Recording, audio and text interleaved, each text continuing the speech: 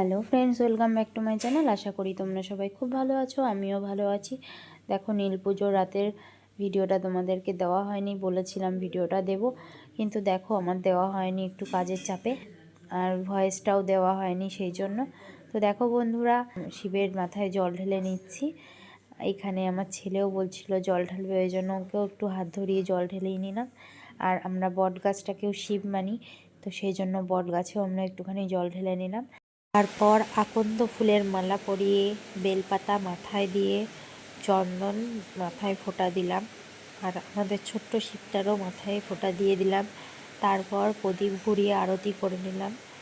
তারপর দেখো বন্ধুরা, নীলের বাতি নিয়ে আমার ছেলে রেডি হয়ে গেছে। নীলের বাতি কখন ধরাবো, অনেকক্ষণ ধরেই ভাবছিল এটা ওর নিজে ধরাবে, তারপর আমি ওর হাত থেকে নিয়ে নিলাম। তারপর আরও এক এক করে বাতি নিয়ে এসছে, আমি ধরিয়েছিলাম। আসলে এটা সন্তানের আর স্বামীর মঙ্গল কামনাই ধরায়, তো আমি তো দুটো বাতি ধরাবো ভেবেছিলাম। দেখো, ও আর একটা বাতি নিয়ে আসতে বললাম, তাই আবার আরেকটা বাতি নিয়ে আসলো, তো আমি সেটাও ধরিয়ে দিলাম সন্তান আর স্বামীর মঙ্গল কামনায়। তারপর দেখো, বলাতে আবার আর একটাও নিয়ে এসছে, ও ধরায়নি তাই। তো আমি বারবার বললাম যে নিস না বাবা, তারপরেও নিয়ে নিয়েছে, ধরিয়েও ফেলেছিল, তাই জন্য ওটাও আমি দিয়ে দিলাম। কি আর করবো বলো বন্ধুরা। তারপর প্রণাম করে ঠাকুরের কাছে মঙ্গল কামনা করলাম।